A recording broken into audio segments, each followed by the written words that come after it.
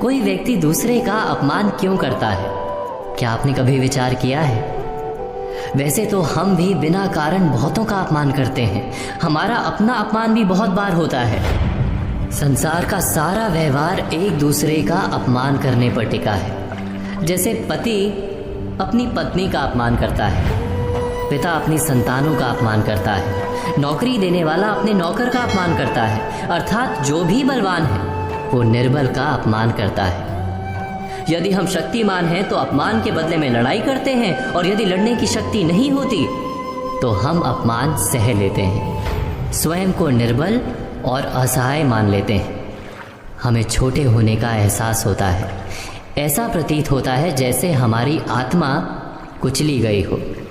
किंतु कोई किसी का अपमान क्यों करता है? जब अपमान होता है तो मनुष्य को अपनी निर्बलता का एहसास होता है, और निर्बलता का बोध मनुष्य को कुचल देता है। वो अधिक से अधिक निर्बल बन जाता है, अत्याचार सहने की आदत सी पड़ जाती है, आत्मविश्वास का नाश हो जाता है। और जब आत्मविश्वास नहीं होता तो मनुष्य शराब और जुए जैसे व्यसनों में सुख ढूंढता है, मन से रोगी बन जाता है। आखिर किसी भी मनुष्य की ऐसी दुर्गति कोई क्यों करता है?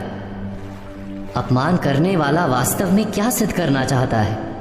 कभी गहराई से विचार किया है? वास्तव में हम किसी का अपमान करते हैं उसकी निर्बलता सिद्ध करने के लिए, ये बताने के लिए कि हम अधिक शक्तिमान हैं। अर्थात वास्तव में अपमान करने वाला स्वयं अपने आप को शक्तिमान या बलवान सिद्ध करने का प्रयास कर रहा है।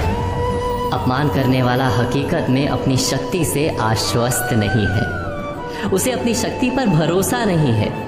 दूसरों को चुनौती देकर वो अपनी शक्ति पर विश्वास प्राप्त करने की कोशिश करता है।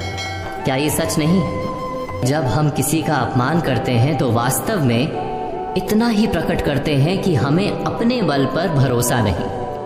हमें ये संसार एक अविरत संघर्ष प्रतीत होता है, कभी ना रुकने वाली एक जंग सी दिखाई देती है। हम अपने निकट आने वाले सभी को प्रतिद्वंदी मानते हैं, फिर वो पति या पत्नी ही क्यों ना हो। हमें निरंतर लगता है कि हमें अपनी शक्ति सिद्ध करनी होगी, अन्यथा हमारा शोषण होगा, हम किसी के गुलाम बन जाएंगे।